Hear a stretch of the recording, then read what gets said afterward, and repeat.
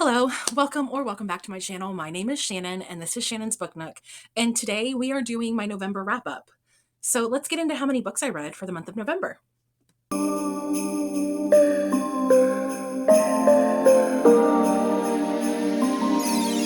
let's start with some stats first. So in November, I read a total of 13 books. 3 of those were digital and 10 of those were mixed media. So mixed media would be like I was reading with my eyes while also listening to the audiobook at the same time, or I would go back and forth. I would read a little bit with my eyes and then I would switch over to the audiobook. So 10 of those were mixed media. I had 2 DNFs. Honestly, not surprised about those 2 DNFs. They were kind of books that I just were no longer interested in, and I tried anyways, and I should have just left it on my TBR shelf. I read 6 arcs. I am very proud of myself. 6 is a big number for how many arcs I read. That means almost half of my books that I read this month were arcs. So I'm getting caught up. I'm trying. So I read a grand total of 4,418 pages and 107 hours, 8 minutes, and 4 seconds for my audiobook time. My average rating, I forgot to write it down, but I think it was like a 3.33 or a 3.38. So not too bad, a little lower than I would like it to be, but that's kind of been my average lately in the lower threes. And then my most read genre was definitely romance, different types of romance, whether it was sports or fantasy or just a rom com. Romance was my most read genre. So let's talk about the 2 DNFs real quick. So the first book that I DNF'd was Heavy Hitter by Katie Cotugno.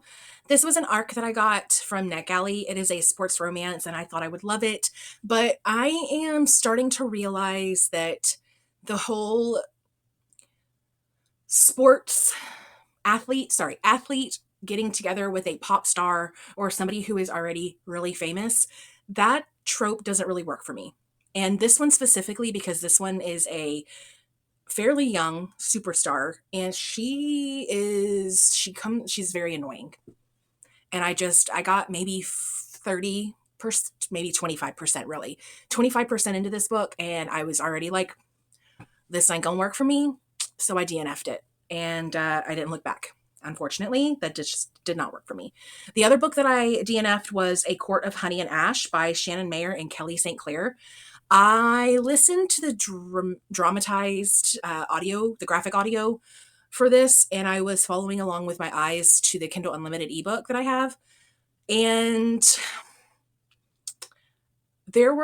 obviously, because it's a graphic audiobook, there are things that are happening in the audio that are like written out in the book. So there were times where the words on the page and the what was being said in the audiobook don't line up.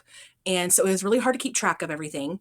And honestly, this was my first time trying a graphic audiobook, and maybe it needs to be a book that I have read before and loved and know the storyline, but I could not stay focused on the story. I don't know if it was this particular story or the fact that it was a graphic audio. I don't know what it was. It could have been a combination of issues, but for me, I was confused and a little bored because I was confused. I was like, I have no idea what's going on in this story. And so, yeah, I DNF'd it, unfortunately. Will I go back to it? After looking at some Goodreads reviews on this book, I don't think I will. I think I'm happy keeping this as a DNF. So let's talk about the books that I did read and I did rate. All right, so the first book that I read was Archer's Voice by Mia Sheridan, and I gave this book 3 stars. I just thought it was okay. I think this book is overhyped, in my humble opinion. If this is one of your favorites, I'm sorry. It's nothing personal. But I was told that this wasn't an emotional read. And maybe it's part of my slump talking here, or maybe I just didn't connect to the characters in the same way that others did. I didn't find this to be an emotional read. Like, yes, it's sad, but I didn't even tear up or well up. So, and I'm a fairly easy crier. So I don't know. So we have Archer who has had a terrible accident and he has lost his voice. And in his small town, everybody kind of just knows that Archer is Archer and they kind of leave him to his own devices. And the main female character, who I'm drawing a blank on right now, her name, she comes into town, and Bree comes into town, and she is kind of curious about Archer. The town folk have kind of told her about the Hale drama of the family, Hale family drama. There we go. And she is curious and wants to get to know this mysterious, silent stranger. And she also knows American Sign Language. So she tries to communicate with Archer, and Archer actually knows American Sign Language. So he kind of finds his voice in this story with the help of Bree, and they go on this very romantic, very healing journey for Archer. Did I have a good time with it? Yes. Was I still disappointed by not getting as an emotionally invested as I was promised? Also, yes. But I still highly recommend this book. So the next book that I read was Teach Me by Olivia Dade. I picked this book up because I was doing my birthday bingo, and one of the squares was the teacher. There's a main character that's a teacher. And in this book, we have two. We have Martin and Rose. Yes, Martin and Rose. And both of these people are teachers in a high school history course, and in the same high school. And Martin's the new guy on campus, even though both of these are veteran teachers in their subject. They're very well respected in the history. They know their content. They are good teachers. And they are also a little bit older, which is something that I really liked. Rose and Martin are, I believe, either in their late 30s or early 40s. So they're a little bit older, which I love that portrayal so much. And this is just a cute, fluffy romance. Nothing like too high stakes. And I had a good time with it. I ended up giving it 3 stars. And I do recommend Olivia Dade as she was one of my auto buy authors. Is she still? Not quite, because a lot of her stuff is now just consistently being 3 stars, but I still know I'm going to enjoy her books. All right, up next, I have Blindsided by Amy Dawes. This is a plus-sized sports romance. We have Freya, who is the main female character, and she is friends with a soccer player, rugby player. I can't remember now what sport he plays, but Mac Logan is a Scottish football player. That's right, or a soccer player. And he and Freya have become unexpected friends. And she is a little, I believe the storyline is that she's a little inexperienced and looking to kind of have some experiences in a safe way. And Mac is willing to teach her some things. They are friends, so this is a friends to lovers plus size sports romance. So I had a good time with it. I gave it 3 stars. It wasn't anything groundbreaking for me. It was a solid romance read. So I still highly recommend checking this one out if you haven't read it yet. All right, up next, I read Legends and Lattes by Travis Baldree. This was a cozy, low stakes fantasy. I gave it a solid 3 stars. I had a good time with it. It's unique. We have Viv, who is a retired orc barbarian, and she has decided to set up a coffee shop in a bustling town. And she makes a lot of friends along the way that help her with her coffee shop, and it's just so sweet. Um, Viv, her journey of self discovery and her passion for her coffee shop, it's so fun to see. I While I had a good time with this, I also did not see why this book was so popular, I guess. Not to say that it's not good or not well written, because it is. I just feel like it might be a little overhyped. I'm sorry, don't come for me. I had a good time, like I said. Great book to read during the fall time. But I don't know. Goodness.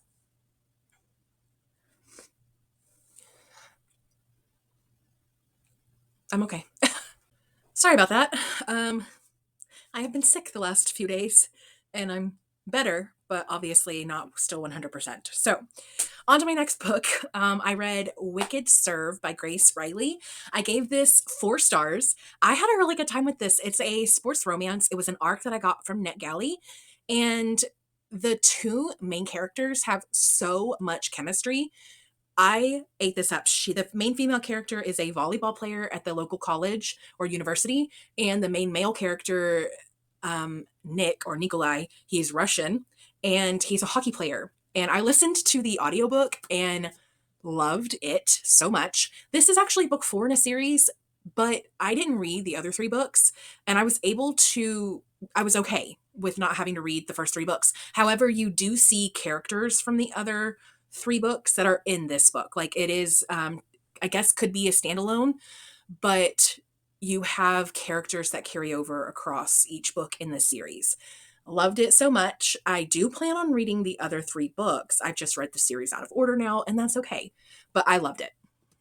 Then I read Filthy Rich Vampire by Genevieve Lee. I gave this 4 stars. I had a grand time with this one. We have Julian, who is a filthy rich, centuries old vampire, and he comes across a human at a vampire party.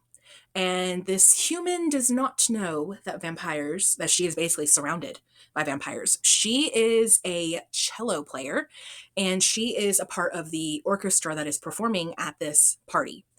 And Thea is a virgin. She is a little on the naive side at the very beginning, but she is fierce by the end of the book. I had such a good time with this book. I immediately wanted to pick up book 2, but I have other things that I need to read. And so I'm really hoping that I can either pick it up in December or hopefully in January, I can get this on my TBR because I'm obsessed with this series right now. Love it. 4 stars, highly recommend. Then I read The Sign for Home by Blair Fell. This is one of my Atria books that I read. It is an arc that they gave to me because I'm an Atria partner. So thank you so much to Atria. I gave this book 4 stars. It was very enlightening. The anger that I felt towards some of the characters was intense. So we have Arlo, who is a deaf-blind college student attempting to attend some university classes, but he needs a interpreter that can assist, that does tactile interpretation. So, ASL, signing with the hands. Okay. And the interpreter that he has had for a while, Maggie, she has known him for quite a while. And in some ways that hinders his growth because Maggie and Arlo's uncle, because Arlo is orphaned, and so his uncle has like custodial rights over him, even though he is a adult in university at this point. His uncle is not willing to give up control over his nephew. The anger that I felt towards him and at Maggie at some points because she was going along with keeping Arlo ignorant and not advocating for him in the correct way. Cyril is his new interpreter, and he is seeing how much information Arlo is not being given. And he's like, no, absolutely not. We need to give him all the information so he can make an informed decision. This is his choice, not ours. What are you doing? And so this was a good book. Highly recommend the representation in here. Read it.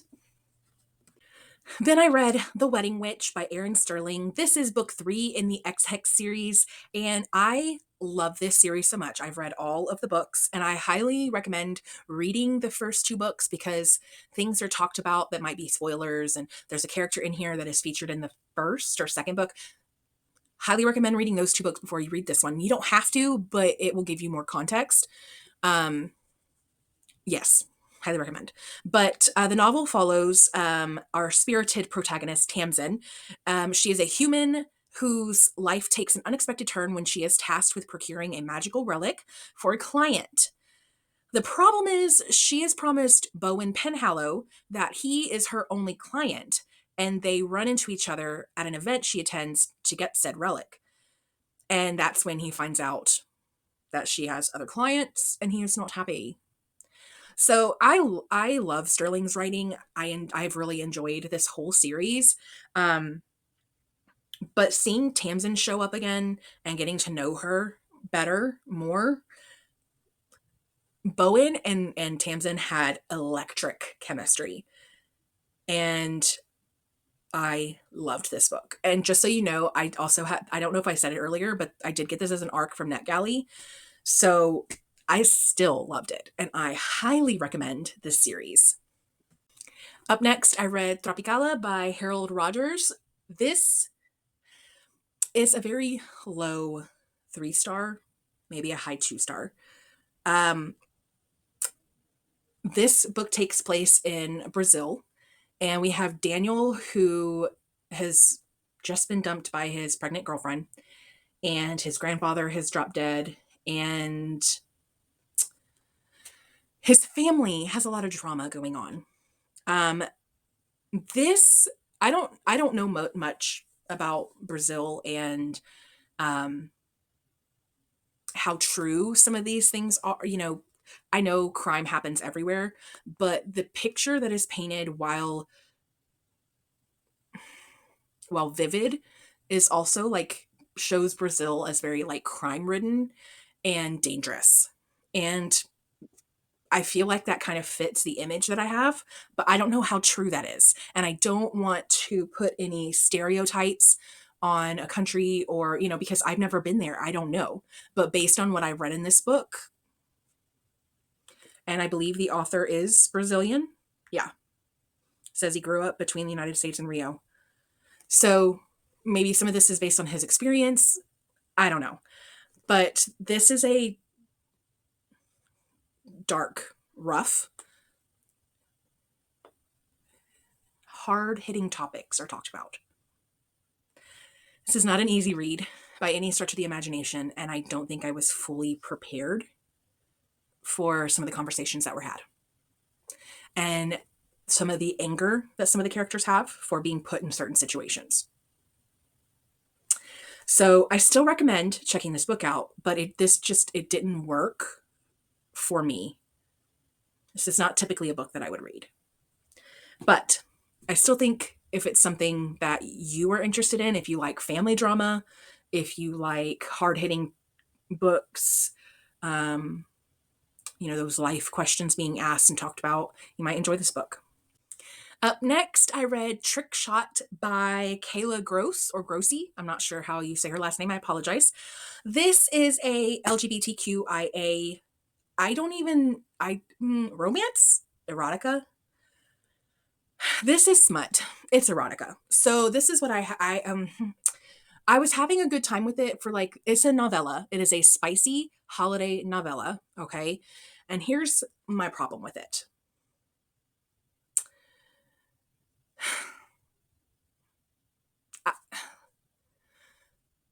There is no plot in this book. And if that's what you want, you'll love this book. But recently, I have learned that I need more substance in my book. It cannot be straight smut anymore. I need the connection. I need the relationship. I need the banter and the chemistry and just all of the things. The pining, the tension. I don't know. I just need all the things. This is an insta love.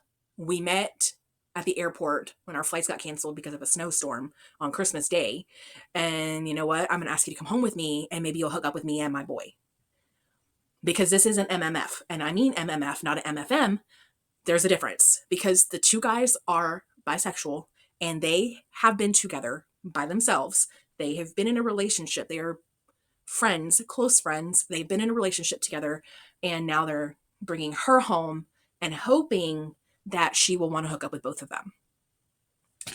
So I like that idea, but they literally go from let's have a casual hookup to, oh my gosh, I don't want you to leave. I don't want you to go. I love you. How about you move in? I'm like, you've known each other for like 2 days. What are you talking about? So I gave that one 2 stars. Then I read Have You Met Her by Catherine McKenzie. And this book is about a woman, Cassie Peters, who moves back to Mammoth Lakes, California, and she is on the search and rescue team for Yosemite National Park. Okay.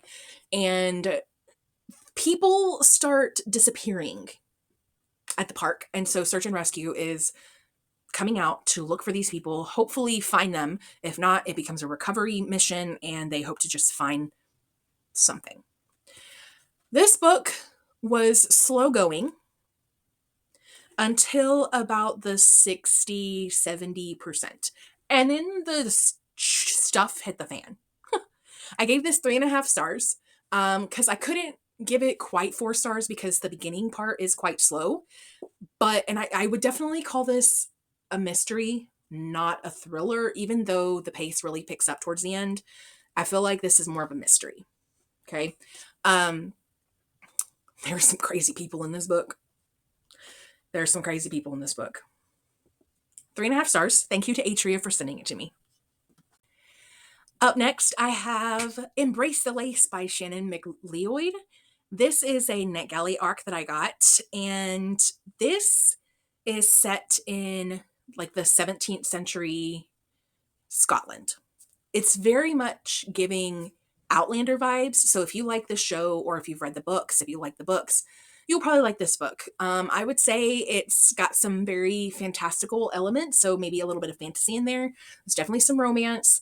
Our main female character is, I believe, in her 20s, like early 20s, like she's 23, and she's an engineer, very much like Brianna from Outlander, and she is from the 21st century, and she gets sent back to like 1569 Scotland. 1569 or 16, anyways, she gets sent back many, many years before that she's even around, okay? And she thinks that she has like shown up to the Renaissance Festival that is in South Carolina, and she thinks this is just like role playing until things finally start to not make sense for her, and she's like, something doesn't feel right. These people are taking this way too seriously. And she starts to realize, holy crap, I time traveled somehow back to 17th century Scotland, and I don't know how to get back. And so, yeah, that's pretty much how it goes. And she meets a man, I think his name is Andrew, and he is the laird of Loch Lolly, I think is the name of the castle that he is the laird of. Everybody thinks she's rather weird and strange, but they also believe in fairies and this fairy pond having a portal and people showing up that are strange. And they're just like, okay, cool, we got another fairy stranger here. There were some things that you have to definitely take away your sense of belief to enjoy this book, but I enjoyed it. And if you like Outlander, you'll enjoy this too. I gave it 3.5 stars. All right, last but not least, I read Assistant to the Villain by Hannah Nicole Mayer. Loved this. I couldn't quite give it 5 stars because I'm not like completely obsessed, but I'm going to give it 4.